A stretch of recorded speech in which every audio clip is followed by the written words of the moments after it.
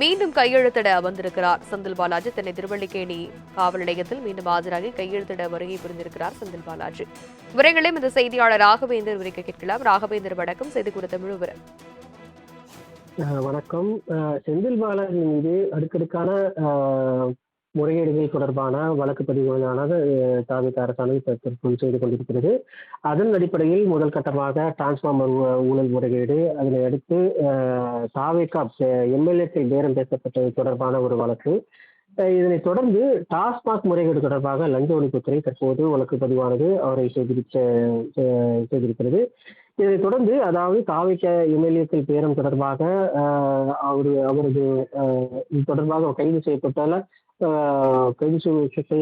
வாக்குமூலத்தின் அடிப்படையில் செந்தில் பாலாஜி இந்த வழக்கு தொடர்பாக ஆஜராக வேண்டும் என்று திருவல்லிக்கேணி போலீசார் தெரிவித்திருந்தனர். ஆனால் ஆஜராகாமல் தொடர்ந்திருந்ததை அடுத்து அவருக்கு நீதிமன்றத்தின் அடிப்படையில் நீதிமன்றம் அவருக்கு ஜாமீன் வழங்கியது. அதாவது உயர்நீதிமன்றம் அவருக்கு ஜாமீன் வழங்கியது. இதனையடுத்து நிபந்தனையின் பேரில் காலை மற்றும் மாலை இரு வேளைகளில் கையெழுத்திட வேண்டும் என்று நீதிமன்றம் உத்தரவிட்டிருந்தது. அதன் அடிப்படையில் கடந்த 3 தினங்களாக கையெழுத்திட்டு வந்தார்.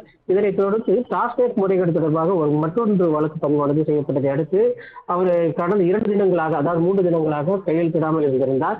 இந்த நிலையில் இந்த வழக்கு தொடர்பாக, அதாவது டாஸ்மாக் முறைகேடு தொடர்பாக அவருக்கு ஜாமீன் உச்சநீதிமன்றம் வழங்கியதை அடுத்து இன்று வழக்கம் போல், அதாவது செந்தில் பாலாஜி மற்றும் அவரது சகோதரர் அசோக்குமார் தாவேகா எம்எல்ஏக்கள் பேரம் பேச தொடர்பாக அந்த வழக்கு தொடர்பாக தற்போது காலை 10:30 மணி அளவுக்கு கையெழுத்திட்டு சென்றிருக்கிறார். இன்று மாலையும் வருவதாக தகவல் தெரிவிக்கப்பட்டிருக்கு. இந்த நிலையில் கையெழுத்திடுவதற்காக தற்போது திருவல்லிக்கேணி காவல் நிலையத்திற்கு வந்திருக்கிறார்.